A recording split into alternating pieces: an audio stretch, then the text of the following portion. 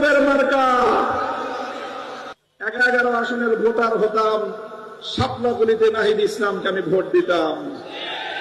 আপনারা যারা ভোটার আছেন, এটা আপনাদের পবিত্র আমানতের দায়িত্ব। বিপ্লবের সঙ্গে গাদ্দারি করবেন না। যারা জুলাই বিপ্লবের সবচেয়ে বড় বেনিফিশিয়ারি, আপনারা 1.5 বছরের মাথায় এসে সেই জুলাইয়ের স্প্রিটকে ধারণ করতে ব্যর্থ হয়েছেন। এটা আপনাদের রাজনীতির ইতিহাসের চরম ব্যর্থতা, কলঙ্কজনক অধ্যায়। মনে রাখবেন, 1,500 মায়ের কল খালি হয়েছে। 1.5 সহস্রাধিক জুলাই যোদ্ধাদের শাহাদাতের রক্ত দিয়ে বাংলার এই মাটিকে পবিত্র করা হয়েছে। 30,000-এর বেশি যোদ্ধা হতে জুলাই যোদ্ধা, যারা কেউ বন্ধুত্ব বরণ করেছে, অনেকে চিরদিনের জন্য দৃষ্টিশক্তি হারিয়ে অন্ধত্বকে বরণ করেছে।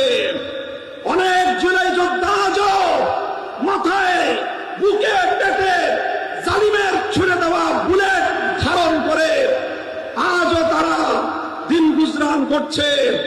একটা স্বপ্ন নিয়ে তারা বেঁচে আছে, একটা বাংলাদেশ হবে যেই বাংলাদেশের রাজনীতিতে সন্ত্রাস আর গুন্ডামি থাকবে না।